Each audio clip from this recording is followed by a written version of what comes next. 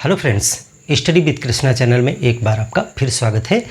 इस क्लास में हम डिस्कस करेंगे संघीय मंत्रिपरिषद और प्रधानमंत्री, union council of ministers and prime minister of India.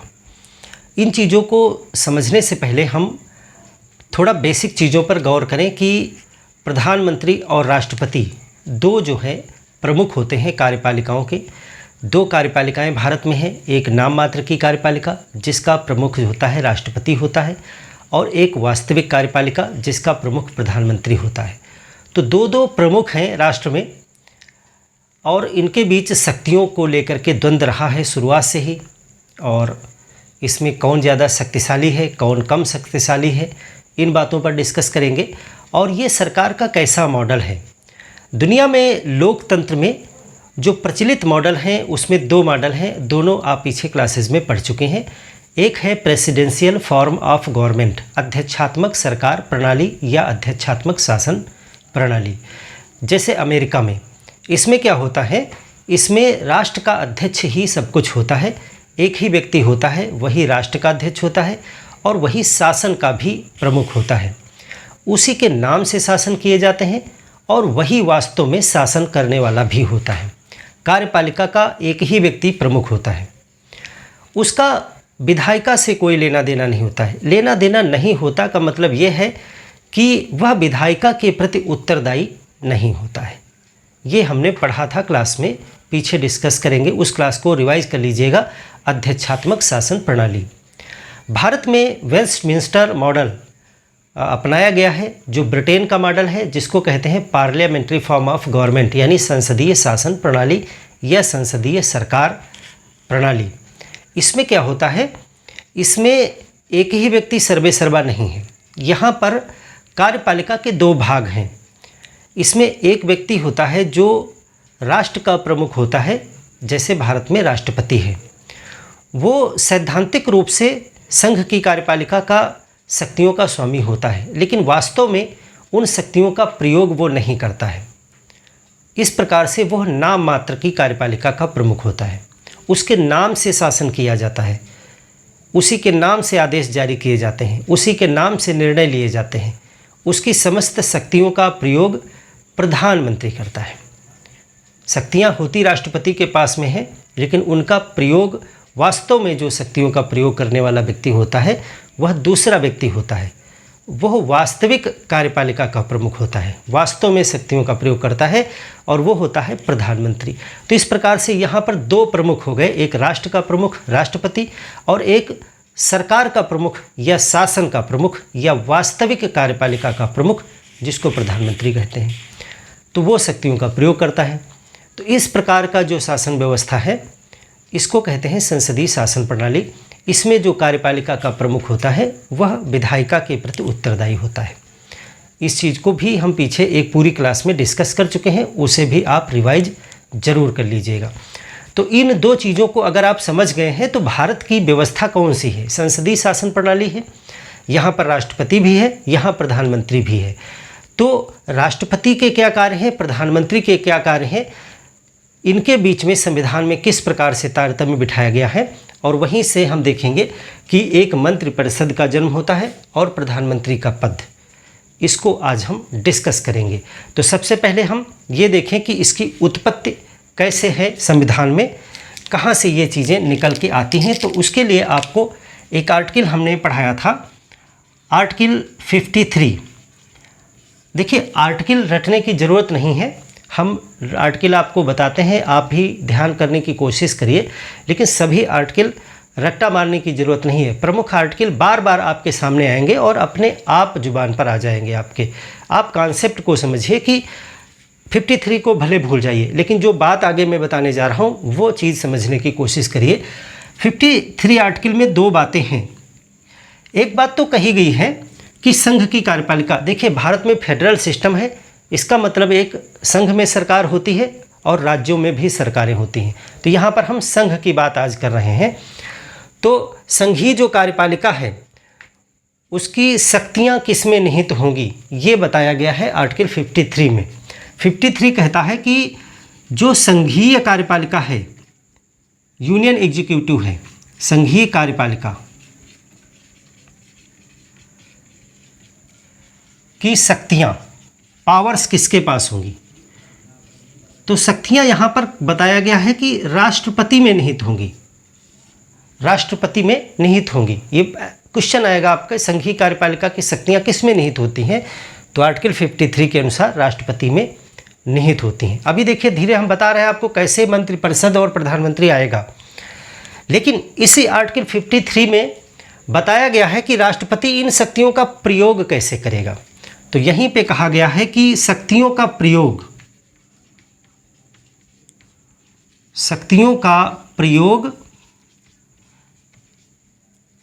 अधीनस्थों के माध्यम से करेगा, सबऑर्डिनेट्स के माध्यम से, अधीनस्थों के माध्यम से।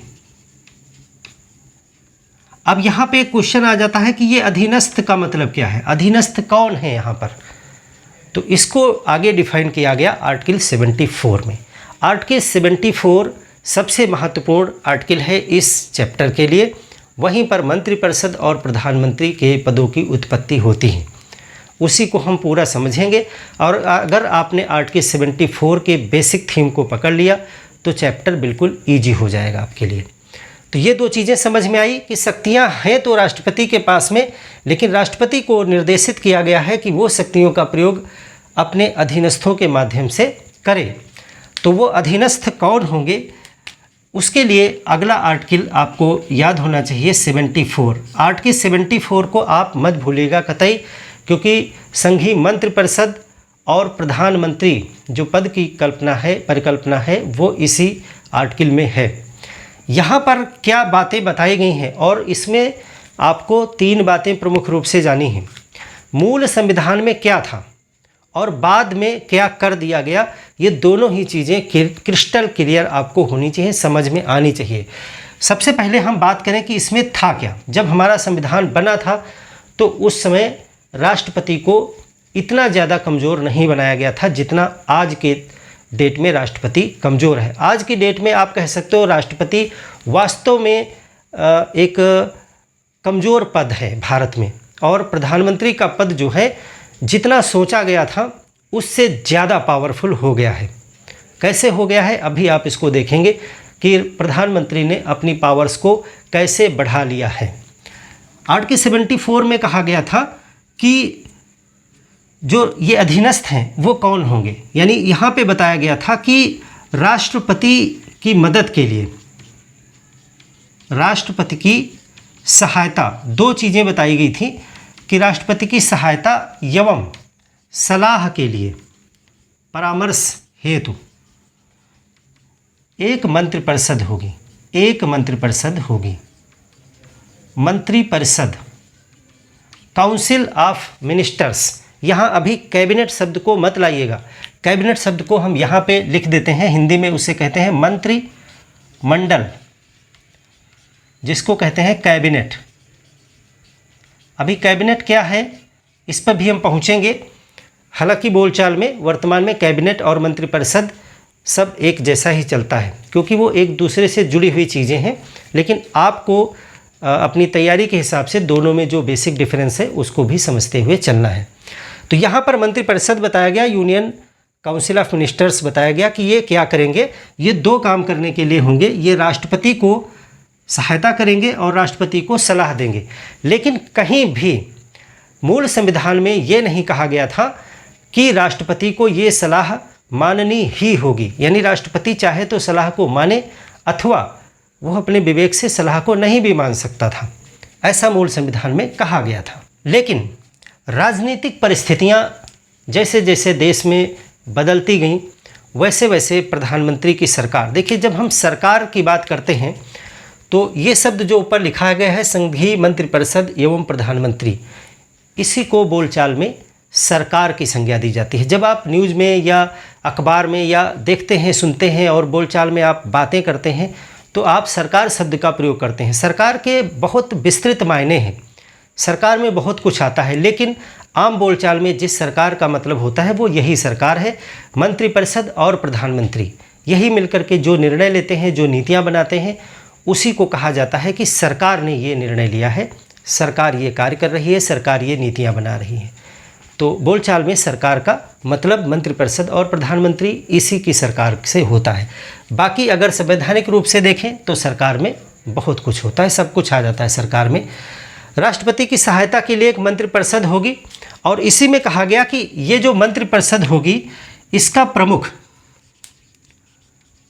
प्रमुख होगा एक व्यक्ति जो इन्हीं में से होगा, उसको प्रधानमंत्री कहा जाएगा, प्राइम मिनिस्टर कहा जाएगा, प्रधानमंत्री होगा। मंत्रिपरिषद का प्रमुख कौन होगा? प्रधानमंत्री होगा। और ये प्रधानमंत्री कोई अलग से नहीं होगा, ये उसी में से होगा। यानी जो योग्यता एक मंत्री की है वही एक प्रधानमंत्री की भी है, बस वो उसी में से समान लोगों में से एक अलग व्यक्ति होगा, उसको प्रधानमंत्री कहा जाएगा। अब प्रधानमंत्री जो उस समय थी श्रीमती इंदिरा गांधी, 1976 के समय की बात है, उन्होंने संविधान में एक संशोधन किया। हो सकता है उस समय की राजनीतिक परिस्थितियों की वजह से उनकी सरकार को ये लगा कि राष्ट्रपति के पास शक्तियाँ ज़्यादा हैं, वो हमारी सलाह नहीं मान रहे हैं, तो क्यों ना एक ऐसी व्यवस्था कर दी जाए कि राष्ट्रपति को सलाह माननी ही पड़े। और आर्टिकल 74 में उन्होंने संशोधन कर दिया, 42वें संविधान संशोधन, जो कि एक मिनी संविधान कहा जाता है, जिसमें बहुत से संशोधन किए गए थे, एक साथ पूरा एक छोटा मोटा संविधान बना दिया गया था। उसी में एक संशोधन आर्टिकल 74 में भी किया गया था 1976 में। तो वो संशोधन क्या था देखिए, इसमें कहा गया कि राष्ट्रपति पर सलाह बाध्यकारी होगी। राष्ट्रपति को, इसको ऐसे लिखें, मंत्रिपरिषद की सलाह बाध्यकारी होगी।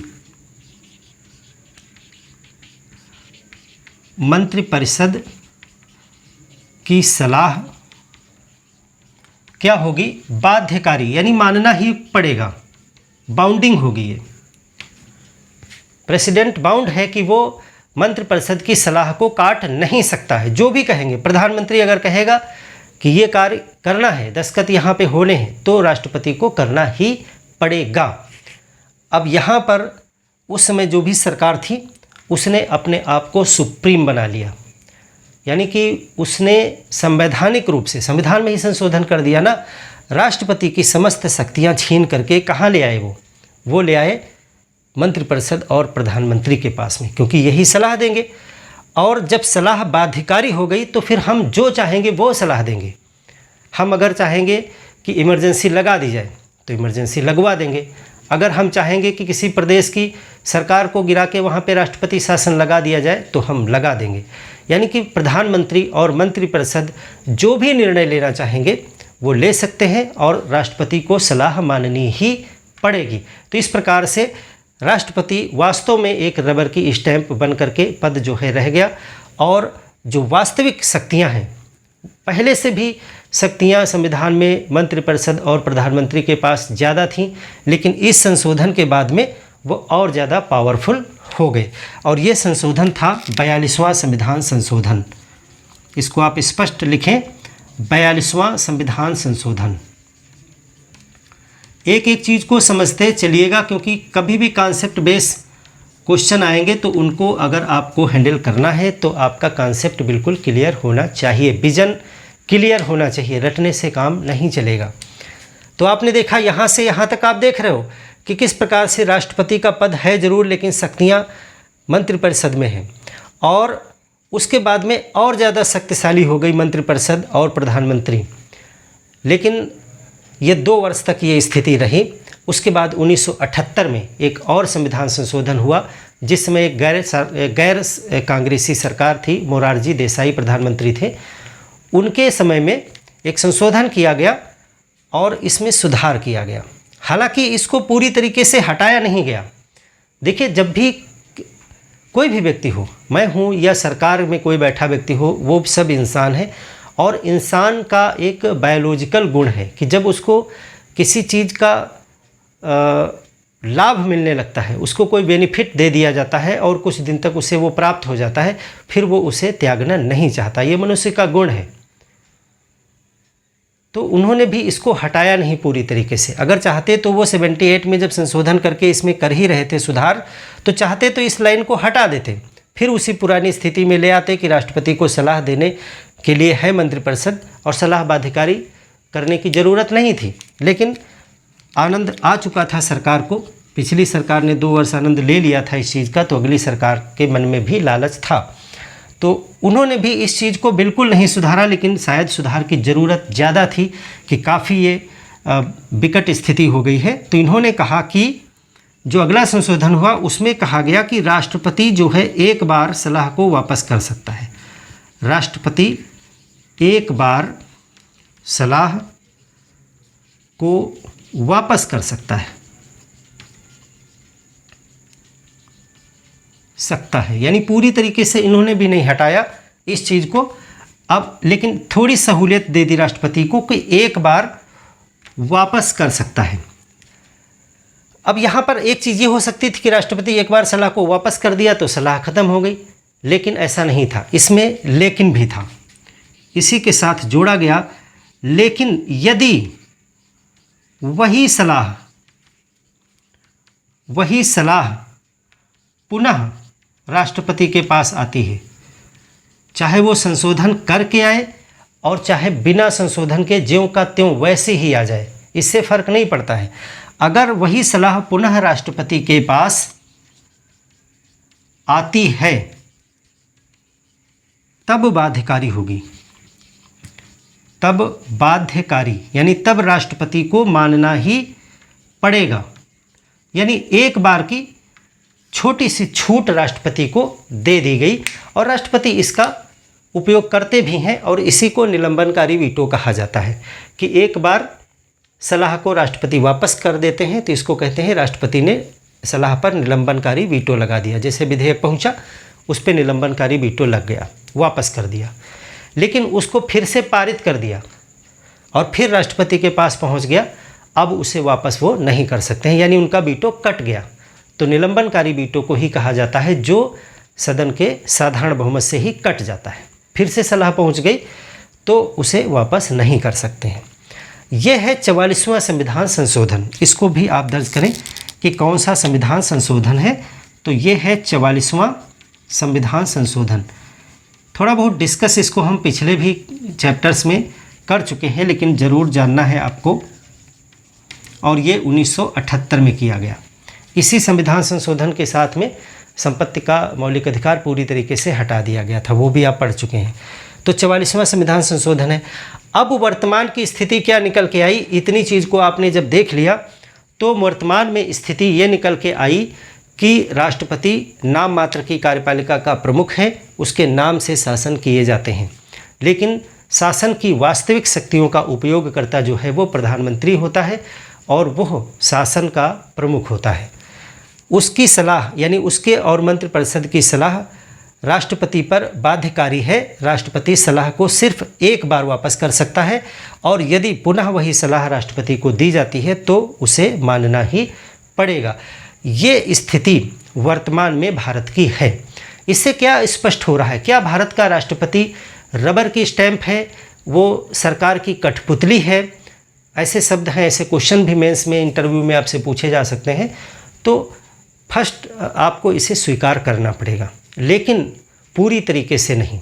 हाँ ऐसा है, लेकिन यहाँ पर कुछ राष्ट्रपति के पास में हमने पिछले चैप्टर में विवेकाधीन शक्तियाँ भी डिस्कस की थी, उन सबको जिक्र करते हुए आपको ये भी बताना होगा कि किस प्रकार से राष्ट्रपति के पास में कुछ पावर्स हैं जिससे वो सरकार को थोड़ा बहुत नियंत्रित कर सकता है। इसीलिए बिल्कुल रबर की स्टैंप कहना गलत होगा, कठपुतली कहना गलत होगा, 100% सत्य नहीं है। तो उस तरह से आप संतुलन कर ले जाएंगे आंसर में। तो इन दो चीज़ों को आशा है आप क्लियर समझ गए होंगे कि वर्तमान की स्थिति क्या है। अब हम आते हैं कि ये मंत्रिपरिषद कैसे बनती है, प्रधानमंत्री कैसे बनते हैं। आप इनके पावर्स को समझ गए होंगे। अब ये कैसे बनते हैं, मंत्री कौन बनेगा, प्रधानमंत्री कौन बनेगा, उनकी योग्यताएं क्या होंगी, उनके वेतन भत्ते क्या होंगे, कार्यकाल क्या होंगे, इन सब चीज़ से रिलेटेड आर्टिकल 75 में प्रावधान किए गए हैं। तो आर्टिकल 75 में प्रधानमंत्री और मंत्रियों की नियुक्ति का प्रावधान है कि कैसे उनकी नियुक्ति होगी। अभी हम मंत्रिमंडल को भी बताएंगे क्या है। तो सबसे पहले हम प्रधानमंत्री की नियुक्ति की बात कर लें, क्योंकि प्रधानमंत्री जब नियुक्त होगा उसी के बाद में मंत्रिपरिषद बनेगी। तो पहले हम प्रधानमंत्री कैसे बनता है इस पर बात करें। तो आर्टिकल 75 प्रधानमंत्री की जब हम नियुक्ति करेंगे, प्रधानमंत्री की नियुक्ति कैसे होती है। अब आप सोच रहे होंगे कि ये तो चुनाव होता है, यहाँ पे नियुक्ति शब्द क्यों प्रयोग किया जा रहा है। तो बिल्कुल ध्यान रखिएगा, भारत में प्रधानमंत्री का पद जो है वो निर्वाचित नहीं है, नियुक्त है, यानी उसकी नियुक्ति होती है। जो प्रधानमंत्री होते हैं वो निर्वाचित होते हैं सांसद के रूप में, यानी सांसद का पद निर्वाचित पद है, लेकिन प्रधानमंत्री का पद निर्वाचित पद नहीं है। प्रधानमंत्री के पद पे किसी सांसद को नियुक्त किया जाता है। तो प्रधानमंत्री की नियुक्ति है, आर्टिकल 75 में इसको दिया गया है। आर्टिकल 75 में कई चीज़ें हैं, यहीं पर प्रधानमंत्री की नियुक्ति, उसके वेतन भत्ते, योग अर्हताएँ क्या होंगी, यानी क्वालिफ़िकेशंस क्या होंगी, मंत्री की क्वालिफ़िकेशंस क्या होंगी, उनके वेतन भत्ते इत्यादि सब कुछ जो है आर्टिकल 75 से रिलेटेड है। आर्टिकल 75 में उत्तरदायित्व का सिद्धांत भी दिया गया है, सामूहिक उत्तरदायित्व, उस पर भी अभी हम बात करेंगे कि किस प्रकार से मंत्रिपरिषद कलेक्टिवली रिस्पॉन्सिबल होती है लोकसभा के प्रति, वो भी पूरा चीज़ डिस्कस करेंगे, उसको क्या उसका अर्थ है। तो नियुक्ति की अगर हम बात करें तो पहला पॉइंट यह आता है कि कौन बनेगा प्रधानमंत्री। तो प्रधानमंत्री की नियुक्ति राष्ट्रपति के द्वारा की जाती है। तो पहला पॉइंट तो आप ये लिखें कि नियुक्ति कौन करता है, दो तीन पॉइंट लिखें। नियुक्ति कौन करता है, राष्ट्रपति द्वारा, राष्ट्रपति द्वारा नियुक्ति होती है, लेकिन यह राष्ट्रपति की विवेकाधीन शक्ति सामान्यतः नहीं है, सामान्यतः नहीं है। इसमें दो चीज़ें हैं। अब राष्ट्रपति किसको करेगा, देखिए पहली चीज़, फर्स्ट थिंग क्या है, पीएम बहुमत दल का नेता बनता है, बहुमत दल का नेता।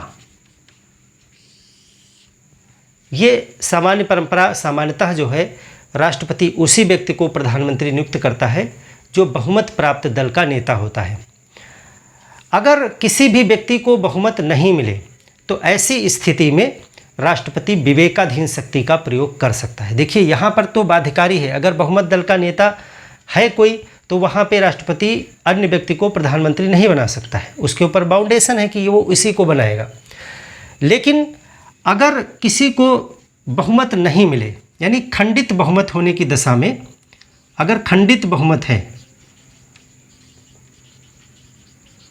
बहुमत होने पर, खंडित बहुमत का मतलब है कि किसी एक पार्टी को बहुमत नहीं मिला, तो इसमें क्या करेंगे राष्ट्रपति महोदय, वो सबसे बड़ी पार्टी जो होगी उसको, उसके नेता को आमंत्रित कर सकते हैं।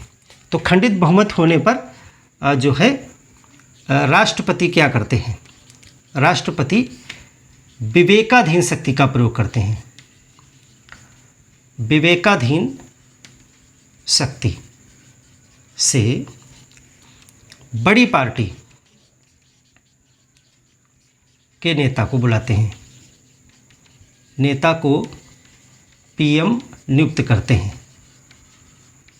और अब चूंकि बड़ी पार्टी है, जो जो सबसे ज़्यादा लेके आई होगी अपनी सीटें, उसको बुला सकते हैं। वो ऐसा बुला सकते हैं, बुलाना अनिवार्य नहीं है, वो चाहे तो फिर से इलेक्शन के लिए निर्देश दे सकते हैं। तो बड़ी पार्टी के नेता को पीएम नियुक्त करते हैं और 30 दिन में बहुमत सिद्ध करना होता है, बहुमत सिद्ध करना होगा, 30 दिन का समय। तो राष्ट्रपति के पास में बहुमत दल के नेता और अपनी विवेकाधीन शक्ति, दोनों प्रकार की शक्तियों का प्रयोग वो कर सकते हैं। एक स्थिति और हो सकती है जब वो अपनी विवेकाधीन शक्ति का प्रयोग करते हैं, जैसे कि ये तो नई सरकार के गठन में है, अगर चलती हुई सरकार में प्रधानमंत्री त्यागपत्र दे दे, तो आपको पता है कि प्रधानमंत्री जो होता है वो ship captain of the ship होता है, शिप का कैप्टन होता है। और कैप्टन ही अगर नहीं रहेगा, चाहे प्रधानमंत्री की आकस्मिक निधन हो जाए, मृत्यु हो जाए, या प्रधानमंत्री त्यागपत्र दे दे, तो ऐसे में पूरी मंत्रिपरिषद खत्म हो जाती है। अगर कोई मंत्री त्यागपत्र दे दे या मंत्री की मृत्यु हो जाए तो पूरी मंत्रिपरिषद पर प्रभाव नहीं पड़ता है। लेकिन अगर कैप्टन यानी प्रधानमंत्री ही रिजाइन कर दे या उसकी मृत्यु हो जाए तो पूरी मंत्रिपरिषद जो है डिजॉल्व हो जाए, मतलब समाप्त हो जाती है। तो ऐसी स्थिति में नए प्रधानमंत्री को नियुक्त करना होता है। तब भी जो है अगर बहुमत दल का वो नेता था तो वही दल पुनः अपना कोई नेता चुन लेता है और फिर राष्ट्रपति उसे पीएम नियुक्त कर देते हैं। अगर ऐसा नहीं है तो राष्ट्रपति किसी भी व्यक्ति को पीएम नियुक्त कर सकते हैं और उसे बहुमत सिद्ध करने का मौका दे सकते हैं। तो वहाँ भी राष्ट्रपति के पास में विवेकाधीन शक्ति होती है, पीछे भी हमने डिस्कस किया था। तो नियुक्ति किसके द्वारा हुई? राष्ट्रपति के द्वारा हुई। अब शपथ वगैरह भी देखें आप, शपथ भी जो है राष्ट्रपति के द्वारा नियुक्ति भी होती है और शपथ भी होती है। दोनों चीज़ें आप नोट करें। शपथ किस चीज़ की होती है? शपथ जो है वो पद के कर्तव्यों की पालन की शपथ लेते हैं। पद एवं गोपनीयता की शपथ इसे कहा जाता है। पद एवं गोपनीयता की शपथ। और ये शपथ जो है राष्ट्रपति के द्वारा दिलवाई जाती है अथवा राष्ट्रपति के द्वारा नामित किसी व्यक्ति के द्वारा दिलवाई जाती है। तो ऐसे प्रधानमंत्री की नियुक्ति हो जाती है। प्रधानमंत्री कौन व्यक्ति होगा? अब देखिए, बहुमत दल का नेता होगा या बड़ी पार्टी का जो ज़्यादा सीटें लेकर के आई है, या जो पहले से ही गठबंधन है, चुनाव होने से पहले जो गठबंधन है उनका नेता होगा। लेकिन कभी कभी चुनाव के बाद में भी गठबंधन हुए हैं भारत में। अगर आप देखोगे तो चुनाव के बाद में भी कई पार्टियां मिलकर के सरकार बना लेती हैं। ऐसा संविधान में कहीं प्रावधान नहीं दिया गया है। संविधान में जो बात दी गई है तो या तो बहुमत दल का नेता की बात की गई है या फिर चुनाव से पहले जो गठबंधन बने हैं उनकी बात की गई है। लेकिन ये मौके की कुछ परिस्थितियों की वजह से इस चीज़ को भी भारतीय राजनीति में स्वीकार किया गया है कि बाद में भी पार्टियों ने मिलकर के सरकारें बनाई हैं और राष्ट्रपति ने उन्हें भी मौका दिया है और वो समय की मांग को देखते हुए किया गया है। तो अब देखें कि राष्ट्रपति किसको प्रधानमंत्री बनाएगा। तो एक तो आपने ये देख लिया, बहुमत दल का नेता होगा और इस तरह से ये विवेकाधीन शक्ति भी देख ली। अगली चीज़ है कि ये जो पीएम है वो सांसद होना उनका अनिवार्य है। वो संसद के किसी भी सदन के मेंबर होने चाहिए। यानी कि पीएम को सांसद होना अनिवार्य है। सांसद किसी भी सदन का,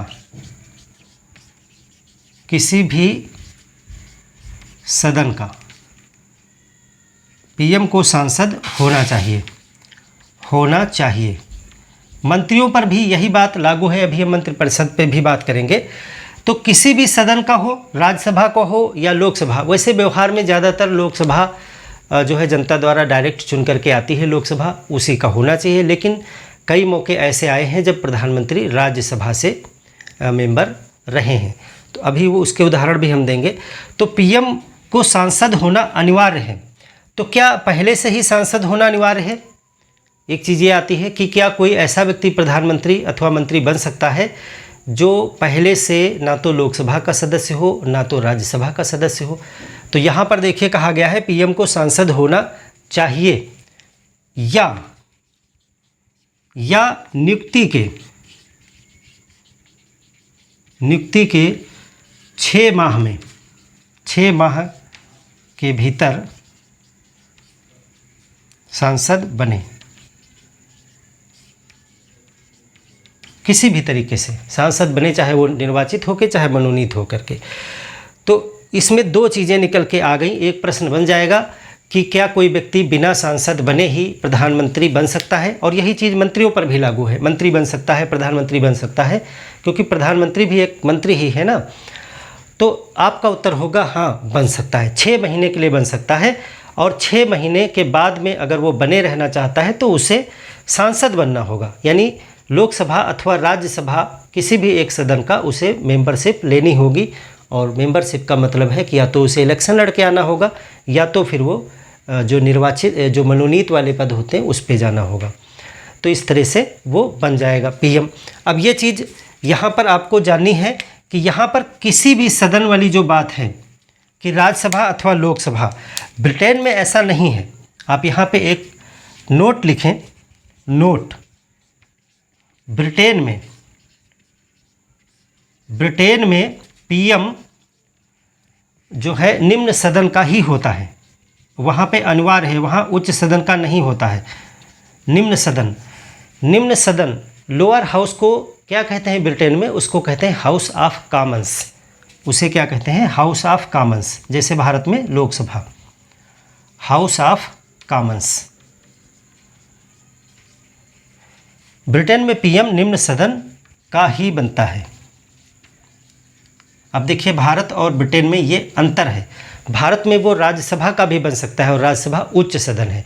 कौन कौन पीएम राज्यसभा से बने हैं अगर आपसे पूछा जाए तो श्रीमती इंदिरा गांधी 1966 में बनी, HD देवगौड़ा 1996 में बने और डॉक्टर मनमोहन सिंह 2004 में बने। तीनों आप नोट कर लीजिए एग्जाम्पल। यहाँ पे राज्यसभा से पीएम जो राज्यसभा के मेंबर थे, राज्यसभा के सदस्य,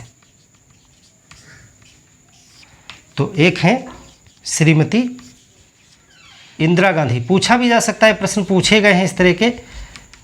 इंदिरा गांधी ये 1966 में, और श्री HD देवगौड़ा जो हैं वो 1996 में, और तीसरे हैं अपने डॉक्टर मनमोहन सिंह जो भी थे पहले पूर्व प्रधानमंत्री डॉक्टर मनमोहन सिंह, ये जो है 2004 में। तो ये पीएम हैं। 3 उदाहरण हैं जो राज्यसभा के मेंबर थे। यहाँ पर देखिए हमने बताया ना कि पीएम किसी भी एक सदन का मेंबर हो, सांसद हो, चाहे वो राज्यसभा का हो चाहे लोकसभा का हो। ज़्यादातर लोकसभा के ही बनते हैं, लेकिन 3 हमने उदाहरण बताया कि जो 3 बने शुरू में वो राज्यसभा से थे। तो यहाँ पर आपने ये देख लिया उदाहरण।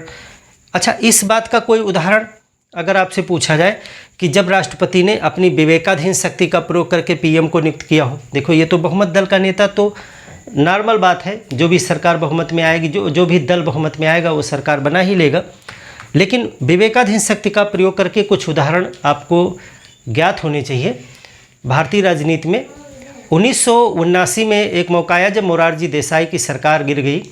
उस समय राजनीतिक जो उथल पुथल हुई, उसमें उस समय जो राष्ट्रपति थे श्री नीलम संजीव रेड्डी, उन्होंने जो है अपनी विवेकाधीन शक्ति का प्रयोग किया और चौधरी चरण सिंह को प्रधानमंत्री नियुक्त किया। और जब अगर प्रधानमंत्री की मृत्यु की बात करें तो 1984 में जब इंदिरा गांधी का मर्डर हो गया, उनकी हत्या कर दी गई, तो उस समय श्री ज्ञानी जैल सिंह राष्ट्रपति थे। तो ज्ञानी जैल सिंह ने भी अपनी विवेक शक्ति का प्रयोग करते हुए इंदिरा गांधी के पुत्र जो है राजीव गांधी को जो है प्रधानमंत्री नियुक्त कर दिया था, और बाद में राजीव गांधी ने बहुमत सिद्ध किया था। 1 महीने का समय मिलता ही है। तो ये कुछ उदाहरण हैं जब राष्ट्रपति ने अपनी विवेकाधीन शक्ति का प्रयोग करके किसी को पीएम नियुक्त किया है। और यहाँ पर हमने 2-3 उदाहरण बताए जब राज्यसभा के मेंबर भी पीएम बने हैं। तो इस प्रकार से प्रधानमंत्री की नियुक्ति हुई। 2-3 बातें आपको यहाँ पर याद रखनी है। प्रधानमंत्री की नियुक्ति और शपथ राष्ट्रपति के द्वारा कराई जाती है। राष्ट्रपति किसको प्रधानमंत्री बनाएगा वो बिल्कुल 100% उसके विवेक पर निर्भर नहीं है।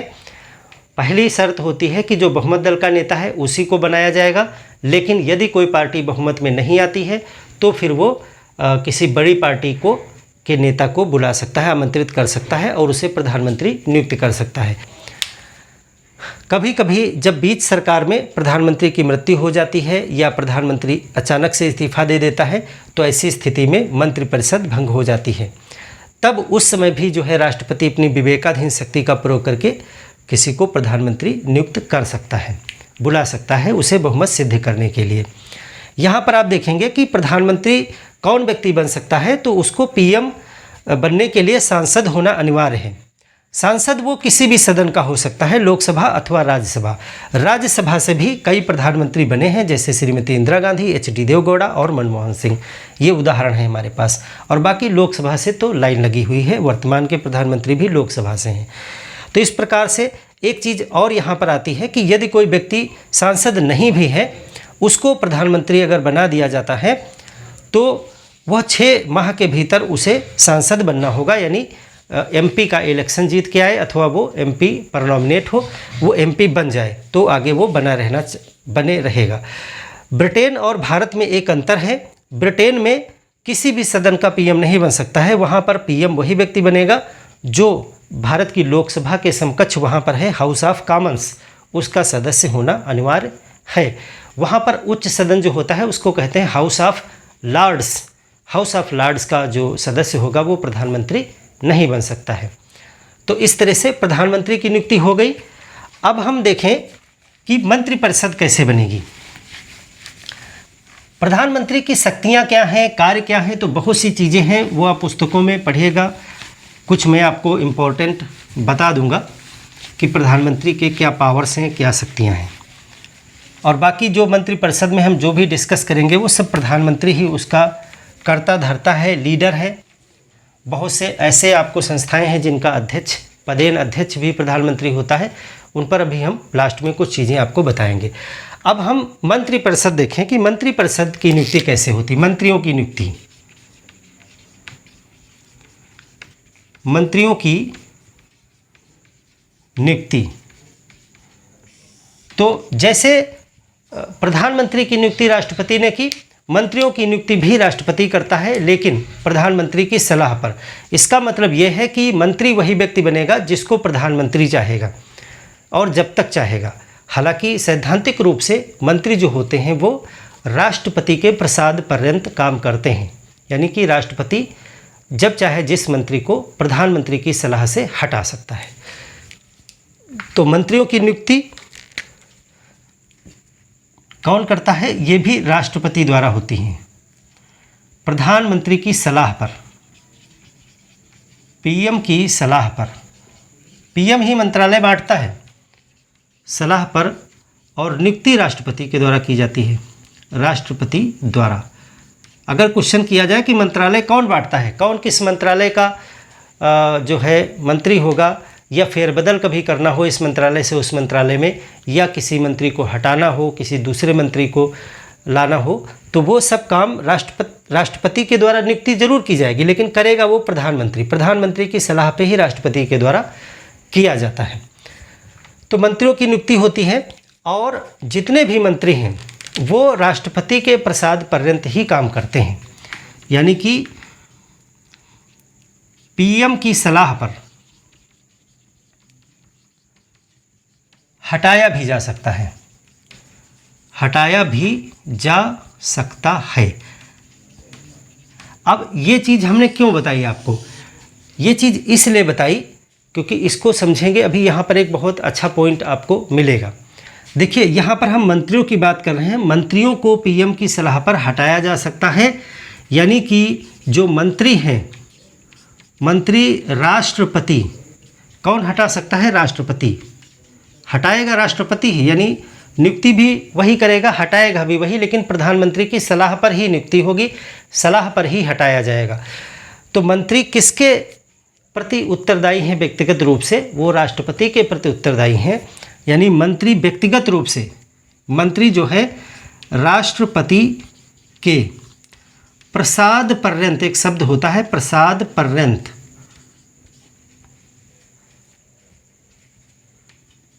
कार्य करते हैं, जब तक राष्ट्रपति चाहें, यानी कि प्रधानमंत्री चाहें, व्यवहारिक रूप से प्रधानमंत्री जब तक चाहे और सैद्धांतिक रूप से जब तक राष्ट्रपति चाहे, लेकिन उत्तर आपका राष्ट्रपति ही होगा।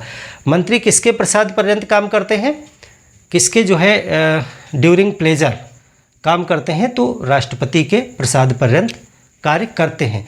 अब इस चीज़ को बताने के पीछे वजह यह है, इसमें आपको कॉमन सी बात लगी होगी कि राष्ट्रपति जब उनकी नियुक्ति करता है, राष्ट्रपति उनको हटा देता है, कॉमन सी बात है, इसमें कौन सी बड़ी बात है, जब हम ही जो है नियुक्त करते हैं तो हम ही हटा देते हैं। लेकिन अगर प्रधानमंत्री के केस में देखें तो प्रधानमंत्री की नियुक्ति राष्ट्रपति करता है, लेकिन प्रधानमंत्री को राष्ट्रपति हटा नहीं सकता है अपनी मर्जी से। प्रधानमंत्री जब नेता को, किसी भी नेता को जब राष्ट्रपति प्रधानमंत्री के पद पर नियुक्त कर देते हैं, उसको शपथ दिला देते हैं। उसके बाद में राष्ट्रपति प्रधानमंत्री को अपनी मर्जी से नहीं हटा सकता है। उसको तभी हटाया जा सकता है जब वो अपना विश्वास मत खो दे, यानी अपना जो उन्हें बहुमत साबित किया है वो बहुमत खो दे। जब तक प्रधानमंत्री सदन में बहुमत बनाए रखेगा तब तक राष्ट्रपति प्रधानमंत्री को हटा नहीं सकता है। उल्टा प्रधानमंत्री और अन्य मेंबर मिल करके राष्ट्रपति के ऊपर महाभियोग चला के राष्ट्रपति को हटा सकते हैं, यानी कहानी उल्टा हो जाती है। आप सोचिए, प्रधानमंत्री की नियुक्ति राष्ट्रपति करता है, लेकिन जब प्रधानमंत्री बहुमत साबित कर लेता है तो उसके बाद उसे तब तक नहीं हटाया जा सकता है जब तक कि उसका बहुमत ना खो जाए, यानी वो अपना विश्वास मत ना खो दे। और वहाँ पे प्रधानमंत्री इतना शक्तिशाली हो जाता है कि प्रधानमंत्री, मंत्रिपरिषद और अन्य सांसद सदन मिल करके राष्ट्रपति को ही हटा सकते हैं, इम्पीचमेंट कर सकते हैं। तो पीएम की सलाह पर राष्ट्रपति के द्वारा हटाया जाना और नियुक्त किया जाना दोनों होता है। शपथ जो है वो राष्ट्रपति के द्वारा ही दिलाई जाती है और किसी नामित व्यक्ति के द्वारा दिलाई जाती है, ये भी नोट कर लीजिएगा। मंत्रियों को भी इनका कार्यकाल, प्रधानमंत्री और मंत्रिपरिषद का कार्यकाल कितना होता है, ये आपको एक प्रश्न दिया जा सकता है। तो पीएम तथा मंत्री, इनका कार्यकाल कितना है, कितने समय के लिए बनाए जाते हैं, संविधान में क्या कहा गया है, 3 साल, 4 साल, 5 साल, कितना? तो देखिए, अगर व्यवहारिक रूप से सामान्य बात करें तो सामान्यतः 5 साल के लिए होते हैं, लेकिन कोई भी निश्चित कार्यकाल संविधान में नहीं लिखा गया है। उत्तर आपका होगा निश्चित कार्यकाल नहीं है। पीएम तथा मंत्री का कार्यकाल निश्चित नहीं है, निश्चित नहीं है, सामान्यतः 5 वर्ष है। निश्चित नहीं है, क्यों निश्चित नहीं है? क्योंकि जब तक बहुमत रहेगा, जब तक बहुमत रहेगा, यानी निश्चित नहीं है। इसका मतलब यह है कि बहुमत रहने तक बहुमत साबित करना पड़ेगा। अगर आपका सदन में, लोकसभा में विश्वास मत खो जाता है तो आपके सारे मंत्री, यानी पूरी मंत्रिपरिषद का कार्यकाल वहीं समाप्त हो जाएगा। तो ये कार्यकाल निश्चित नहीं हो सकता। 6 महीने आपकी सरकार चले, हो सकता 4 महीने चले, 4 साल चले, और पूरे 5 वर्ष भी चल सकती है। तो आप इसको लिख सकते हैं कि सामान्यतः अगर बहुमत बना रहता है तो सामान्यतः 5 वर्ष, लोकसभा का कार्यकाल होता है 5 वर्ष, 5 वर्ष के लिए सरकार बनती है, तो सामान्यतः 5 वर्ष है, लेकिन बहुमत बना रहना चाहिए 5 वर्ष तक। तो अगर बहुमत नहीं है तो नहीं। तो इस तरह से पीएम और मंत्री की नियुक्ति, उनको हटाया जाना, पीएम के हटाए जाने के संदर्भ में आप लिख लीजिएगा कि पीएम को तभी हटाया जा सकता है जब उसका बहुमत खो जाए, यानी वो अपना विश्वास मत खो दे, उसके पहले नहीं हटा सकते हैं। तो यहाँ पे मंत्रिपरिषद लिखिएगा, मंत्रिपरिषद। देखो, सिर्फ मंत्री शब्द में अभी अंतर में आपको बता देता हूँ। पीएम तथा मंत्रिपरिषद का कार्यकाल निश्चित नहीं है, बहुमत रहने तक रहता है, क्योंकि एक मंत्री का कार्यकाल तो राष्ट्रपति के प्रसाद पर्यंत है। मंत्री तो बीच में भी घटते बढ़ते रहते हैं, किसी को किसी मंत्रालय से हटाया भी जा सकता है और नए व्यक्ति को मंत्री बनाया जा सकता है। तो मंत्री का कार्यकाल तो राष्ट्रपति के प्रसाद पर्यंत है, लेकिन पूरी मंत्रिपरिषद का सामूहिक रूप से कार्यकाल निश्चित नहीं है, वो भी बहुमत रहने तक ही रहेगा और सामान्यतः 5 वर्ष रहता है। अभी हम सामूहिक उत्तरदायित्व को पढ़ेंगे कि किस प्रकार से पूरी मंत्रिपरिषद कोलैप्स हो सकती है। देखिए, मंत्रिपरिषद का आकार कितना होना चाहिए। मंत्रिपरिषद का आकार,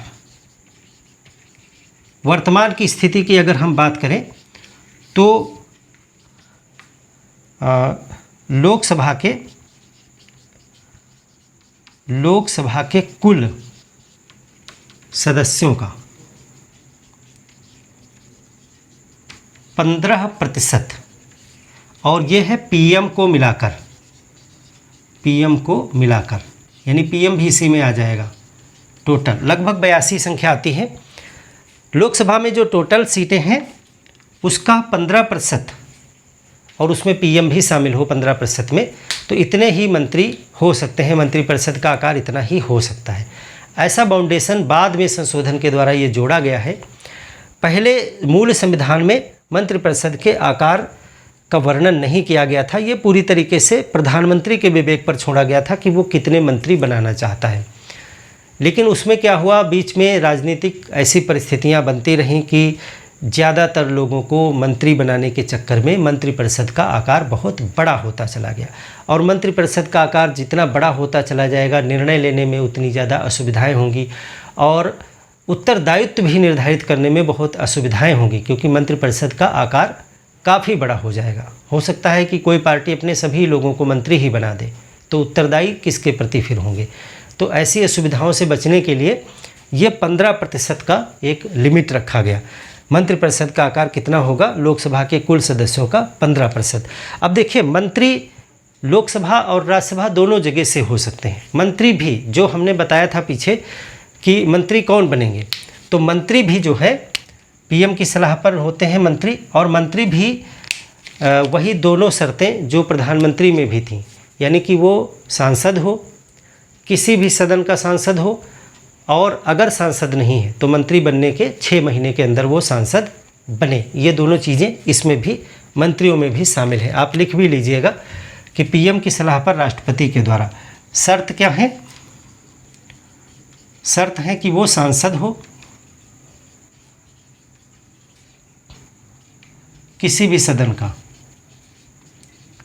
किसी भी सदन का हो, और दूसरी शर्त क्या है कि या 6 माह में सांसद बने,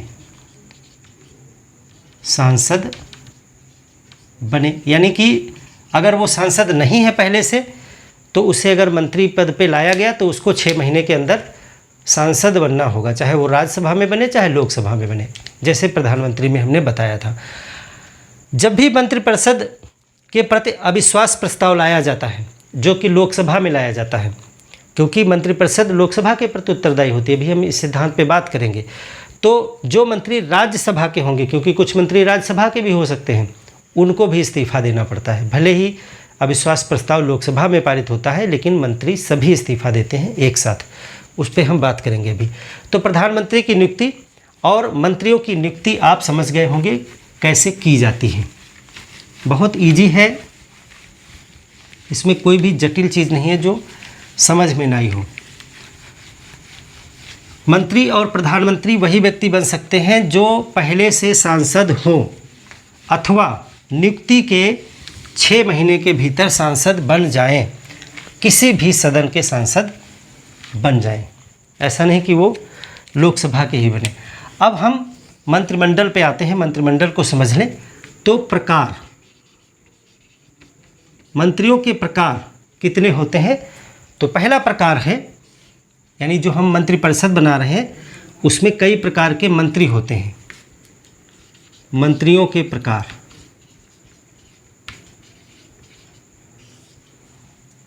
तो मंत्रिपरिषद एक पूरा समूह है, जितने भी टोटल मंत्री होते हैं उसको मिला के मंत्रिपरिषद कहा जाता है। तो इसमें पहले होते हैं, उनको कहा जाता है कैबिनेट मंत्री। कैबिनेट मंत्री, कैबिनेट मंत्रियों का जो समूह होता है उसे ही मंत्रिमंडल या कैबिनेट कहा जाता है। जो यहाँ पर मंत्रिमंडल शब्द आप सुन रहे थे, तो समझ लीजिए मंत्रिमंडल जो है वो मंत्रिपरिषद का एक छोटा सा हिस्सा है, यानी वो कैबिनेट मंत्रियों का समूह है, उसी को मंत्रिमंडल अथवा अंग्रेजी में कैबिनेट कहा जाता है। तो एक प्रकार के कैबिनेट मंत्री होते हैं।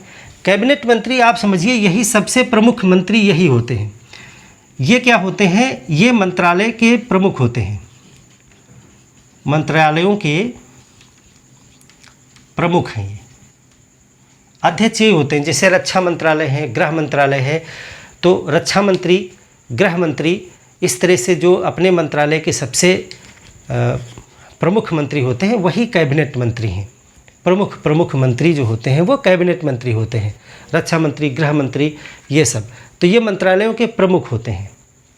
इनकी बैठकें होती हैं, इनकी सप्ताह में एक बार बैठक होती है, और जितनी भी नीतियां बनती हैं देश में वो सब मुख्य करके कैबिनेट मंत्री ही बनाते हैं।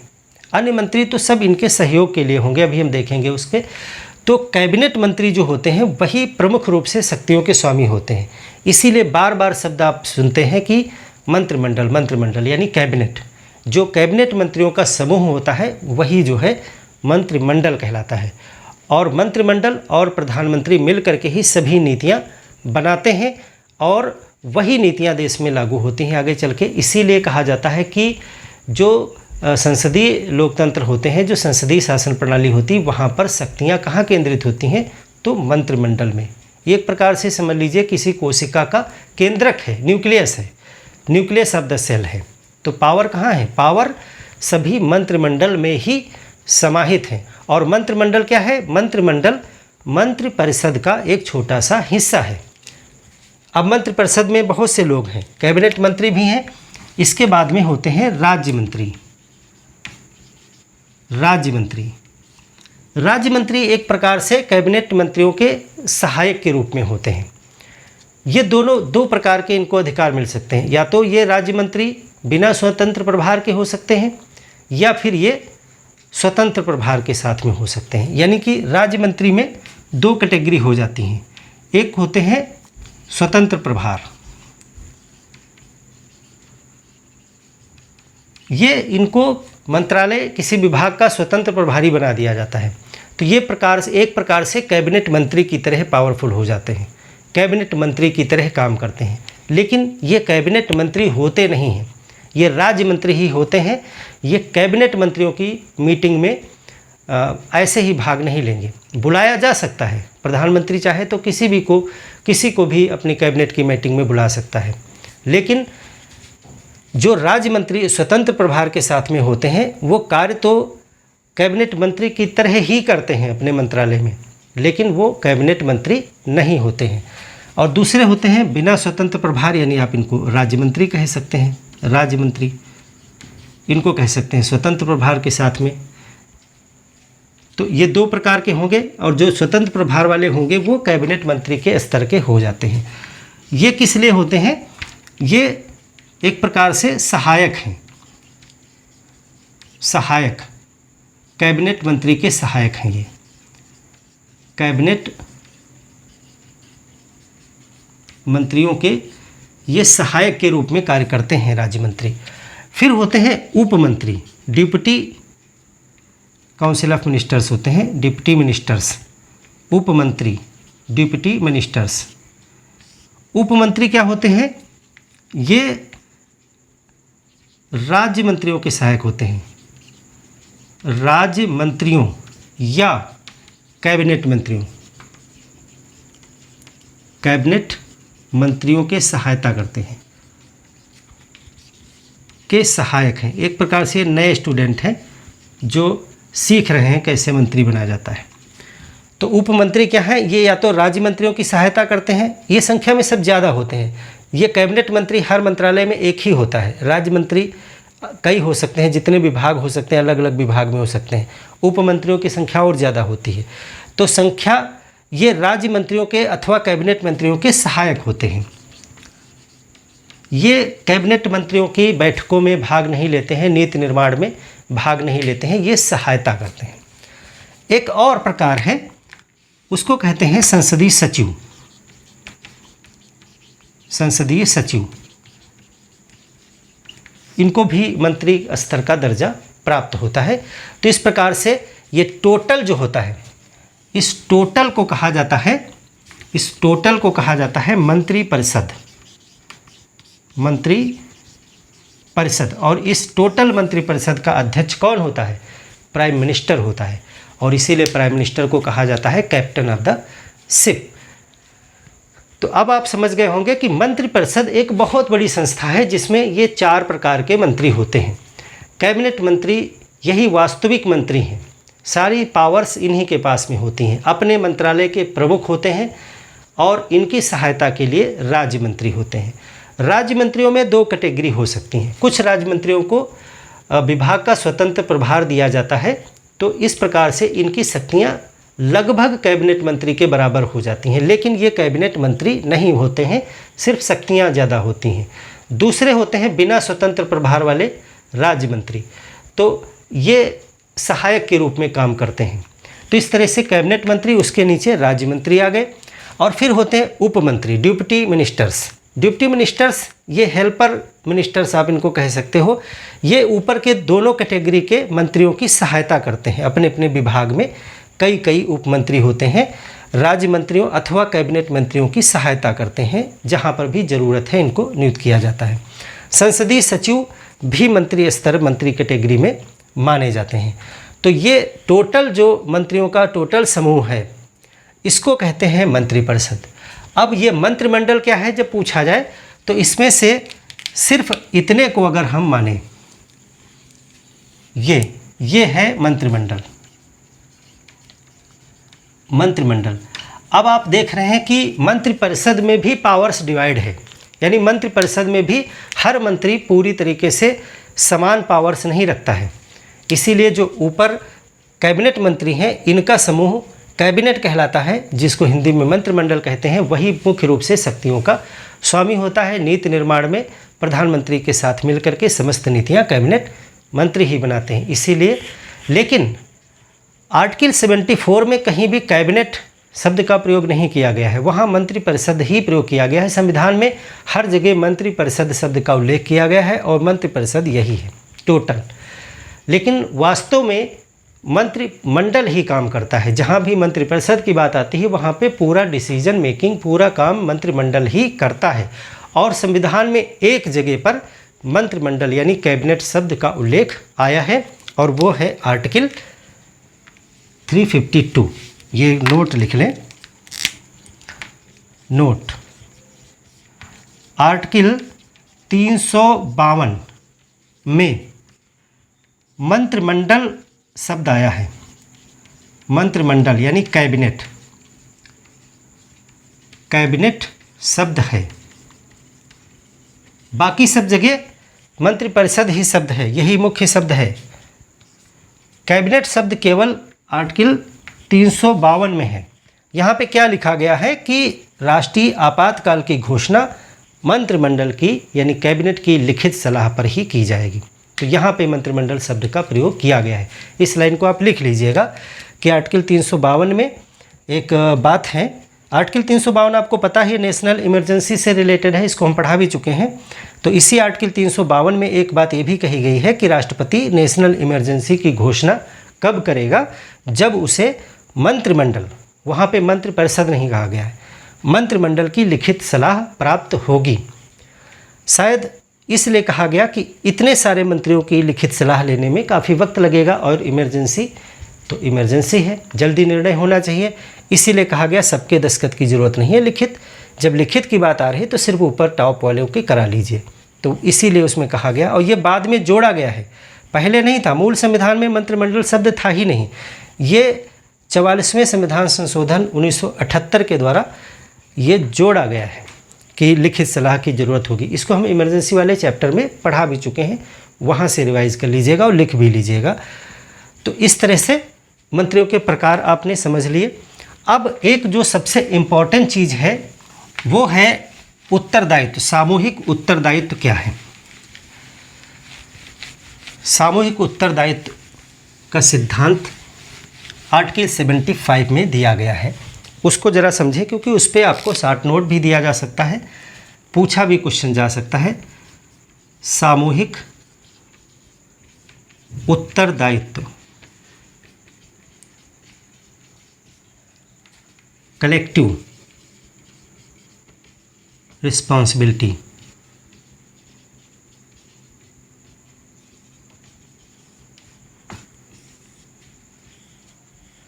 कलेक्टिव रिस्पॉन्सिबिलिटी का सिद्धांत क्या है? आर्टिकल 75 में ही ये भी दिया गया है। आर्टिकल 75 में सामूहिक उत्तरदायित्व को इस तरह से समझें, इसको अगर आपने थोड़ा सा दिमाग लगा के समझ लिया कभी भूलेंगे नहीं। हमने आपको बताया कि मंत्रिपरिषद एक बहुत बड़ी संरचना है जिसमें कई प्रकार के मंत्री होते हैं। मंत्रियों के द्वारा ही नीति निर्माण किए जाते हैं, व्यवहार में मंत्रिमंडल के द्वारा ही किए जाते हैं। जब भी कोई मंत्री कोई एक डिसीजन लेता है या कोई कार्य करता है तो वह उसका व्यक्तिगत कार्य नहीं माना जाता है। यही सामूहिक उत्तरदायित्व सिद्धांत निकल के आएगा कि किसी भी मंत्री के द्वारा किया गया कार्य उसका व्यक्तिगत कार्य न मान करके पूरे मंत्रिपरिषद का सामूहिक कार्य माना जाता है। उदाहरण के लिए समझें, अगर एक गृह मंत्री हैं, इस समय गृह मंत्री जो भी हैं, और एक रक्षा मंत्री हैं, एक स्वास्थ्य मंत्री हैं, सब अलग अलग व्यक्ति हैं। अगर रक्षा मंत्री एक डिसीजन लेते हैं और वो कार्य किसी भी प्रकार से गलत है, मान लेते हैं कि किसी प्रकार से वो संविधान के अतिक्रमण का कार्य हो गया या गलत हो गया, बहुत अपराध हो गया, तो वह रक्षा मंत्री का व्यक्तिगत कार्य नहीं माना जाएगा। वो यह माना जाएगा कि यह समस्त मंत्रियों के द्वारा लिया गया एक सामूहिक निर्णय है। आप इस चीज़ को समझ पा रहे हैं कि एक मंत्री के द्वारा किया गया कार्य समस्त मंत्रियों के द्वारा किया गया कार्य माना जाएगा। और इसका सीधा सा मतलब है कि तैरेंगे तो एक साथ तैरेंगे और डूबेंगे तो एक साथ डूबेंगे। ये सिद्धांत दिया जाता है कि एक नाव है जिस पे सभी सवार हैं, या तो सभी पार होंगे या तो सभी डूब जाएंगे। यही सामूहिक उत्तरदायित्व होता है, यानी कि एक मंत्री के द्वारा दिया गया बयान सभी मंत्रियों के द्वारा दिया गया बयान, यानी पूरी मंत्रिपरिषद का बयान माना जाता है। और इसीलिए अविश्वास प्रस्ताव जब रखा जाता है तो पूरी मंत्रिपरिषद के ही खिलाफ रखा जाएगा। मान लेते हैं कि रक्षा मंत्री या गृह मंत्री के द्वारा कोई ऐसा कार्य किया गया जिससे अविश्वास प्रस्ताव लगने का कारण बना, यानी उनके कार्य के कारण अविश्वास प्रस्ताव का माहौल बना, तो अविश्वास प्रस्ताव रखा गया तो पूरी मंत्रिपरिषद के खिलाफ रखा जाएगा। और अगर वह पारित होता है तो सिर्फ रक्षा मंत्री नहीं जाएंगे, पूरा का पूरा मंत्रिपरिषद जाएगा। सभी मंत्रियों को इस्तीफा देना पड़ेगा। यहाँ तक कि अविश्वास प्रस्ताव रखा तो जाता है लोकसभा में, लेकिन जो मंत्रिपरिषद के सदस्य राज्यसभा से मेंबर होंगे वो भी इस्तीफा देंगे, यानी पूरी मंत्रिपरिषद एक साथ जाएगी। अब यहाँ पर एक अपवाद स्वरूप याद रखिएगा कि अगर किसी मंत्री को हटाया जाता है, यहाँ पे अविश्वास प्रस्ताव के द्वारा नहीं, अगर प्रधानमंत्री की इच्छा से प्रधानमंत्री राष्ट्रपति को सलाह देता है कि इनको हटा दीजिए, तो उससे पूरी की पूरी नहीं चली जाएगी। या कोई मंत्री जो है अपने स्वेच्छा से इस्तीफा दे देता है तो उससे भी पूरी मंत्रिपरिषद पे कोई प्रभाव नहीं पड़ेगा।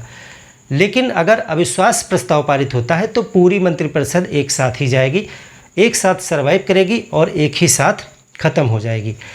ये होता है सामूहिक उत्तरदायित्व का सिद्धांत। तो किसके प्रति है उत्तरदायी? ये आता है कि किसके प्रति उत्तरदायी हैं सामूहिक रूप से मंत्री। तो ये है लोकसभा के प्रति, इसीलिए लोकसभा में अविश्वास प्रस्ताव रखा जाता है। मंत्रियों को यानी मंत्रिपरिषद को पावर भी मिलती है लोकसभा से। जब भी कोई प्रधानमंत्री बनता है तो वह विश्वास मत लोकसभा में हासिल करता है, और अगर लोकसभा से उसका विश्वास खत्म तो उसकी पूरी मंत्रिपरिषद खत्म। तो सामूहिक उत्तरदायित्व के सिद्धांत में दो चीज़ें हैं। दो चीज़ें क्या हैं उसको ज़रा आप अलग अलग समझ लें। पहली चीज़ कि यदि मंत्रिपरिषद के खिलाफ, यदि मंत्रिपरिषद के खिलाफ लोकसभा में अविश्वास प्रस्ताव पारित हो जाता है, अविश्वास प्रस्ताव पारित, तो क्या होगा? पूरी मंत्रिपरिषद को त्यागपत्र देना होगा। पूरी मंत्रिपरिषद को त्यागपत्र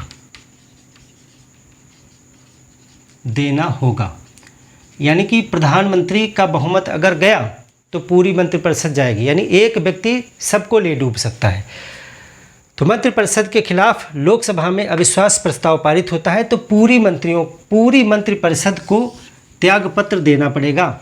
ऐसा क्यों है? इसके पीछे रीज़न क्या है? तो रीज़न ये है कि एक मंत्री द्वारा किया गया कार्य, इसका मतलब ये है कि एक मंत्री द्वारा किया गया कार्य सभी मंत्रियों का सामूहिक कार्य माना जाएगा। सभी मंत्रियों का सामूहिक कार्य माना जाएगा, सामूहिक कार्य माना जाएगा। यानी कि एक अगर व्यक्ति गलती करता है तो वह माना जाएगा कि निर्णय समस्त पूरी मंत्रिमंडल के द्वारा या पूरी मंत्रिपरिषद के द्वारा लिया गया, भले वो एक व्यक्ति ने किया। इसलिए सबको एक साथ इस्तीफा देना पड़ेगा। इसलिए आपने देखा होगा कि ऐसा नहीं होगा कि आधी सरकार गिर जाए आधी जिंदा रहे, सबकी सब मंत्रिपरिषद एक साथ ही जाएगी। अब एक तो इसका एक पहलू ये है, दूसरा पहलू इसका ये होता है कि अब इससे सामूहिक उत्तरदायित्व सिद्धांत में क्या है। जब एक मंत्री के द्वारा किया गया कार्य सभी मंत्रियों का सामूहिक कार्य, यानी ये एक इकाई के रूप में ही कार्य करते हैं, भले ही हम रक्षा मंत्री हैं, आप गृह मंत्री हो, कोई स्वास्थ्य मंत्री है, कोई कुछ मंत्री है, लेकिन जब हम किसी एक डिसीजन को लेते हैं, अगर हम रक्षा मंत्री होने के नाते अगर हम एक डील फाइनल करते हैं या कोई कार्य करते हैं तो उसमें जितना मेरा योगदान है उतना ही गृह मंत्री का भी माना जाएगा, उतना ही स्वास्थ्य मंत्री, उतना सभी मंत्रियों का बराबर उसमें डिसीजन में माना जाएगा। और यदि वो कार्य गलत होता है और यदि उसी कार्य की वजह से ब्लेम होता है और सरकार गिरने की नौबत आती है यानी विश्वास प्रस्ताव आता है तो मेरे कार्य की वजह से सारे मंत्री एक साथ जाएंगे। इसी को कहते हैं सामूहिक उत्तरदायित्व, सबके सब एक साथ। एक मंत्री द्वारा किया गया कार्य सभी मंत्रियों द्वारा सामूहिक कार्य माना जाएगा। और सामूहिक रूप से किसके प्रति उत्तरदायी हैं?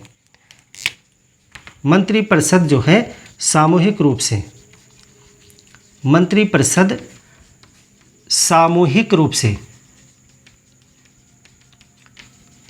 लोकसभा के प्रति उत्तरदायी हैं, लोकसभा के प्रति उत्तरदायी हैं, क्योंकि इसको विधिक शक्ति भी लोकसभा से ही प्राप्त होती है। लोकसभा के बहुमत की वजह से ही मंत्रिपरिषद बनती है, सरकार बनती है। तो मंत्रिपरिषद का मतलब सरकार ही है, तो लोकसभा में ही बहुमत साबित करना होगा। और अगर लोकसभा में बहुमत आपका जाता है यानी आपका विश्वास मत खो जाता है तो आप फाइनल बाहर चले जाएंगे। तो मंत्रिपरिषद सामूहिक रूप से लोकसभा के प्रति उत्तरदायी है। अब उसमें कुछ मंत्री राज्यसभा के भी हो सकते हैं और वो भी साथ में इस्तीफा देंगे, भले ही वो पारित यहाँ हुआ है।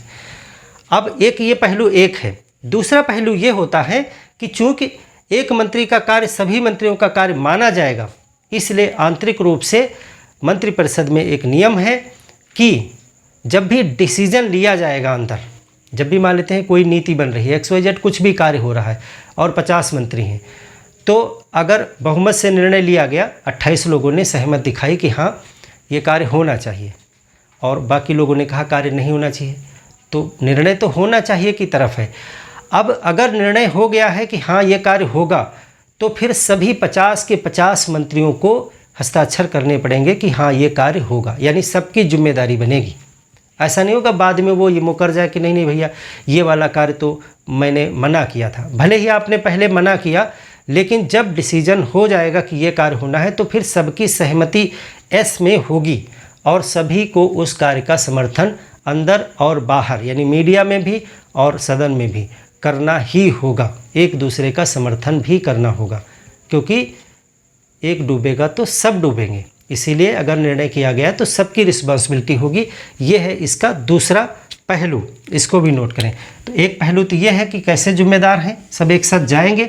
तो इससे बचने के लिए उपाय ये करते हैं कि मंत्रिपरिषद में लिया गया निर्णय, मंत्रिपरिषद में बहुमत से लिया गया निर्णय, बहुमत से लिया गया निर्णय सभी का सामूहिक निर्णय माना जाएगा, सभी का सामूहिक निर्णय माना जाएगा, तभी तो सब रिस्पॉन्सिबल हो गए, माना जाएगा। यानी आप मंत्री हैं तो आप विरोध कर ही नहीं सकते हैं, और यदि आप फिर भी विरोध करना चाहते हैं तो आपको त्यागपत्र देना होगा, त्यागपत्र देना होगा। प्रधानमंत्री राष्ट्रपति को सलाह देके आपको निकलवा भी सकता है, आपको हटा देगा मंत्रिपरिषद से। यहाँ पे आप कुछ कर भी नहीं सकते हैं क्योंकि वो कलेक्टिवली रिस्पॉन्सिबल हैं। एक व्यक्ति की गलती से पूरी सरकार चली जाएगी, इसीलिए कोई व्यक्ति मंत्रिपरिषद के निर्णय के खिलाफ नहीं जा सकता है तो नहीं जा सकता है। यदि आप मंत्रिपरिषद के निर्णय के खिलाफ जाते हैं तो आपको तुरंत इस्तीफा देना पड़ेगा, क्योंकि आपकी एक गलती की वजह से पूरी मंत्रिपरिषद चली जाएगी। क्योंकि पहले मैंने लिखा ना कि एक मंत्री के द्वारा किए गए कार्य के लिए सभी मंत्री जिम्मेदार होंगे और सबके सब एक साथ जाएंगे। तो इसीलिए क्या होगा, मंत्रिपरिषद में बहुमत से लिया गया निर्णय सभी का सामूहिक निर्णय माना जाएगा और यदि कोई इसका विरोध करता है तो उसे त्यागपत्र देना होगा। यानी यदि कोई सहमत नहीं है, कोई सहमत नहीं है तो त्यागपत्र दे, त्यागपत्र देगा। त्यागपत्र नहीं दोगे तो प्रधानमंत्री आपको हटा देगा, क्योंकि प्रधानमंत्री के पास में पावर है, वो किसी मंत्री को बना सकता है, किसी मंत्री को हटा सकता है राष्ट्रपति को सलाह दे करके। ऐसा इसलिए किया जाएगा क्योंकि रिस्पॉन्सिबिलिटी तो पूरी सरकार पे आएगी ना, तो उसको ऐसे उदाहरण भी हैं, डॉक्टर अंबेडकर, के.सी. नियोगी और ये सब मंत्रियों ने जो है अपने समय पर इन्हीं कारणों से इस्तीफा भी दिया है मंत्री पद से, क्योंकि उनको कोई जो निर्णय है समझ में नहीं आया। तो यदि आपको समझ में नहीं आ रहा है तो आप इस्तीफा दे करके अलग हो जाइए अभी से, अन्यथा निर्णय होगा तो उसमें आपका बराबर उत्तरदायित्व होगा। अब देखिए यहाँ पे एक शब्द आ रहा है कि जब बहुमत से निर्णय लिया गया, इसका मतलब कुछ लोग तो विरोधी रहे होंगे। मान लेते हैं 50 मंत्री हैं तो उसमें 40 पक्ष में थे, 10 तो विरोधी रहे होंगे, तो क्या वो 10 इस्तीफा देंगे? ऐसा नहीं है। शुरुआत में जब निर्णय डिसीजन हो रहा है उस समय आप विरोध कर सकते हैं, चर्चा कर सकते हैं, सब कुछ कर सकते हैं, अंदर बहस कर सकते हैं। लेकिन जब 40 लोग पक्ष में हो जाएंगे तो आपको भी पक्ष में आना पड़ेगा, यानी फिर यस पे ही सबके साइन होंगे। अब अगर आप नो करना चाहते हैं 2 लोग तो फिर आप बाहर जाइए, यानी इस्तीफा दीजिए।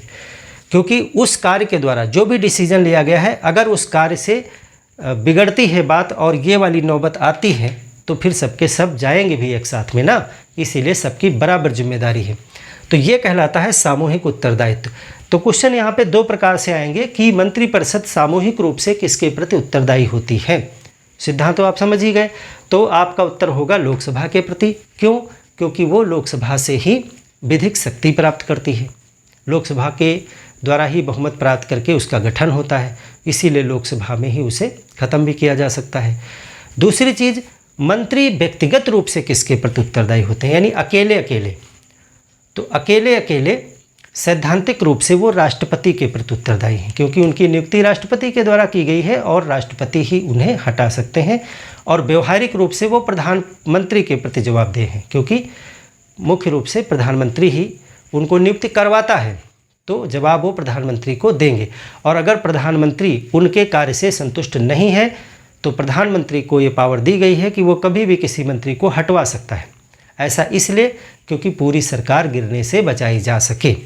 अगर एक मंत्री गलत है, एक मंत्री अच्छा काम नहीं कर पा रहा है, गलत डिसीजंस ले रहा है, तो उसकी वजह से पूरी सरकार पे आँच आ सकती है। इसीलिए प्रधानमंत्री जिस मंत्री को जब चाहे हटा सकता है, विभाग बदल सकता है, मंत्रालय बदल सकता है और उसे डिसमिस भी करवा सकता है। ये पावर्स उसे दी गई हैं। और अगर ये पावर ले ली जाए तो प्रधानमंत्री खुद इस्तीफा दे देगा, क्योंकि कहेगा कि फिर तो मंत्री कुछ भी गलती कर देंगे और पूरी सरकार हमारी चली जाएगी सामूहिक उत्तरदायित्व होने के नाते, और मेरा कोई कंट्रोल ही मंत्रियों पर नहीं रह जाएगा। इसीलिए सामूहिक उत्तरदायित्व के सिद्धांत के आधार पर ही प्रधानमंत्री को ये पावर दी गई है कि वो मंत्रियों पर पूरा कंट्रोल कर सके। तो ये है सामूहिक उत्तरदायित्व का सिद्धांत, और व्यक्तिगत रूप से राष्ट्रपति के प्रति उत्तरदायी हैं। अब कुछ चीज़ें और देख लेते हैं। और एक क्वेश्चन आ सकता है कि क्या भारत में मंत्रियों का कोई विधिक उत्तरदायित्व होता है? विधिक उत्तरदायित्व का मतलब है क्या उनकी कोई लीगल रिस्पॉन्सिबिलिटी होती है? तो नहीं। जो भी यहाँ पर विधेयक पारित होते हैं और वो जब राष्ट्रपति के द्वारा साइन किए जाते हैं तो उस पर संबंधित मंत्री के दस्तखत नहीं होते हैं, सिर्फ राष्ट्रपति के ही हस्ताक्षर होते हैं। इसीलिए उस एक्ट के लिए मंत्री जो हैं वो विधिक रूप से जिम्मेदार नहीं हैं। यानी कि ब्रिटेन में होता है ऐसा। ब्रिटेन में जो है राजा के द्वारा जो आदेश निकाले जाते हैं उन पे संबंधित मंत्रियों के भी हस्ताक्षर होते हैं, इसीलिए वो विधिक रूप से जिम्मेदार हैं, क्योंकि उनके हस्ताक्षर हैं उस एक्ट पे। लेकिन भारत में ऐसा नहीं होता है, इसीलिए आपका उत्तर होगा कि भारत में मंत्री विधिक रूप से उत्तरदायी नहीं होते हैं। अब कुछ प्रधानमंत्री के कार्यों पर नज़र डाल ली जाए कि पीएम की क्या कार्य हैं। मौखिक रूप से आपको हम बता देते हैं, कुछ यहाँ पे नोट भी कर देंगे। अगर प्रधानमंत्री के आपको कुछ पावर्स या कुछ कार्य आपको गिनाने हो तो आपको सीधी सी 2-3-4 बातें आपको याद होनी चाहिए कि प्रधानमंत्री जो है शासन का प्रमुख है। इसीलिए जितनी भी नीतियाँ, रणनीतियाँ देश के अंदर या देश के बाहर जो भी सरकार के निर्णय होते हैं वो सब कुछ जो है प्रधानमंत्री के द्वारा ही किए जाते हैं, क्योंकि प्रधानमंत्री मंत्रिपरिषद का अध्यक्ष होता है और मंत्रिपरिषद में से जो मंत्रिमंडल सेक्शन है वो और प्रधानमंत्री मिल करके ही सारे डिसीजन लेते हैं और उसी के आधार पर राष्ट्रपति को सलाह देते हैं और फिर नीतियाँ बनती हैं। तो इस प्रकार से समस्त नीतियों का कर्ता धर्ता कौन है? प्रधानमंत्री है, सबसे पावरफुल है। और प्रधानमंत्री भी कैबिनेट मंत्रियों के साथ मिल करके डिसीजन लेता है और कुछ बहुत निकट मंत्री होते हैं, कुछ ऐसे लोग होते हैं जो कैबिनेट मंत्रियों में से हो सकते हैं या अन्य कोई सचिव हो सकते हैं या कुछ अन्य विश्वसनीय व्यक्ति हो सकते हैं प्रधानमंत्री के, जिन पर प्रधानमंत्री सबसे ज़्यादा भरोसा करते हों। तो ऐसे 8, 10, 15 लोग हो सकते हैं जो प्रधानमंत्री के सबसे निकटतम, सबसे विश्वास पात्र व्यक्ति होते हैं। वो अक्सर कैबिनेट में से होते हैं, लेकिन कुछ व्यक्ति उसमें बाहर के भी हो सकते हैं, सचिव हो सकते हैं, कोई विद्वान व्यक्ति हो सकते हैं, कोई वैज्ञानिक हो सकते हैं, किसी विभाग विशेष के कोई व्यक्ति हो सकते हैं जिन पर प्रधानमंत्री सबसे ज़्यादा ट्रस्ट करते हैं। तो ये 10-15 लोगों का जो एक सलाहकारी समूह होता है, इसको आंतरिक कैबिनेट कहा जाता है। एक शब्द आता है आंतरिक कैबिनेट, जिसको किचन कैबिनेट कहा जाता है। यह किचन कैबिनेट जो है इंदिरा गांधी सरकार के समय में बहुत फेमस हुआ। किचन कैबिनेट अमेरिका में भी देखा जाता है और भारत में भी पाया जाता है। किचन कैबिनेट ये संवैधानिक रूप से नहीं है, ऐसा नहीं संविधान में किसी किचन कैबिनेट का वर्णन है। किचन कैबिनेट का मतलब यह है कि कुछ निकट मंत्री जिनकी सलाह से प्रधानमंत्री डिसीजन लेते हैं, 4, 5, 6, 10, 15 लोगों के समूह होता है, उसको किचन कैबिनेट कहते हैं कि डिसीजन सब वहीं से बन के आता है, बाद में उस पर केवल फॉर्मेलिटी की जाती है। तो वो किचन कैबिनेट होता है और किचन कैबिनेट सबसे ज़्यादा प्रभावकारी होता है, शक्तिशाली होता है। लेकिन ये सिर्फ व्यवहार में है, सिद्धांत में नहीं है, संविधान में ऐसा कोई वर्णन नहीं है। तो किचन कैबिनेट भी आपसे पूछा जा सकता है क्या होता है। तो किचन कैबिनेट के विषय में आपका उत्तर ये होगा कि प्रधानमंत्री के सबसे निकट व्यक्तियों का समूह होता है जिनकी सलाह पर प्रधानमंत्री कार्य करते हैं, सलाह लेकर के या निर्णय करते हैं, आपस में डिसीजन मेकिंग करते हैं। तो वो समूह किचन कैबिनेट या आंतरिक मंत्रिमंडल भी उसको कहा जाता है। प्रधानमंत्री का और कार्यों की बात करें तो प्रधानमंत्री जो है राष्ट्रपति को सलाह दे सकते हैं, सत्र बुलाने के लिए, सत्रावसान करने के लिए सलाह दे सकते हैं। प्रधानमंत्री मंत्रालयों को बांटते हैं, किस व्यक्ति को कौन सा मंत्रालय दिया जाएगा इसका डिसीजन जो है वो प्रधानमंत्री के द्वारा लिया जाता है। किस मंत्री का विभाग बदला जाएगा, किस मंत्री को हटाया जाएगा, ये सब डिसीजन जो है वो प्रधानमंत्री के द्वारा लिए जाते हैं और फिर प्रधानमंत्री राष्ट्रपति को सलाह देते हैं। प्रधानमंत्री की सलाह से ही मंत्रिपरिषद की नियुक्ति भी की जाती है। कुछ संस्थाएं हैं, जैसे आपका नीति आयोग है, जिसको पहले उसकी जगह पे योजना आयोग हुआ करता था, उसका अध्यक्ष जो होता है वो प्रधानमंत्री ही होते हैं। अंतर्राज्यीय परिषद होते हैं और राष्ट्रीय विकास परिषद है, राष्ट्रीय जल संसाधन परिषद है। इन सब के पदेन अध्यक्ष जो होते हैं वो प्रधानमंत्री होते हैं। और तमाम से संवैधानिक प्रमुख पद हैं जो राष्ट्रपति के द्वारा नियुक्त किए जाते हैं, लेकिन वो प्रधानमंत्री की सलाह पर किए जाते हैं। जैसे कि महान्यायवादी, भारत के महान्यायवादी की नियुक्ति जो है वो प्रधानमंत्री की सलाह से होती है। कैग यानी नियंत्रक एवं महालेखा परीक्षक CAGI, कैग की नियुक्ति भी राष्ट्रपति के द्वारा की जाती है प्रधानमंत्री की सलाह पर। इसी तरीके से चुनाव आयोग, UPSC यानी संघ लोक सेवा आयोग, इनके अध्यक्ष और सदस्य, इन सभी की नियुक्ति राष्ट्रपति के द्वारा होती है प्रधानमंत्री की सलाह पर।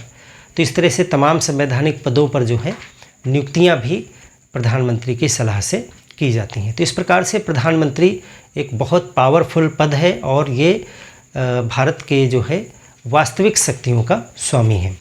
राष्ट्रपति जो है वो नाम मात्र की कार्यपालिका का प्रमुख है। तो इस तरह से इसमें हमने इस क्लास में मंत्रिमंडल को जाना और प्रधानमंत्री के विषय में जाना। बाकी बहुत सी चीज़ें आपको फैक्ट मिल जाएंगे किताबों में, उतना ज़्यादा जानने की ज़रूरत नहीं है, कॉन्सेप्ट पे हमने चर्चा कर ली है। इसके बाद हम महान्यायवादी को पढ़ेंगे और हमारा जो संघ की कार्यपालिका है वो समाप्त हो जाएगी। इसके बाद हम संघ और राज्य के बीच में जो संबंध हैं उन पर डिस्कशन स्टार्ट करेंगे। मिलते हैं एक और बेहतर क्लास में, तब तक के लिए धन्यवाद।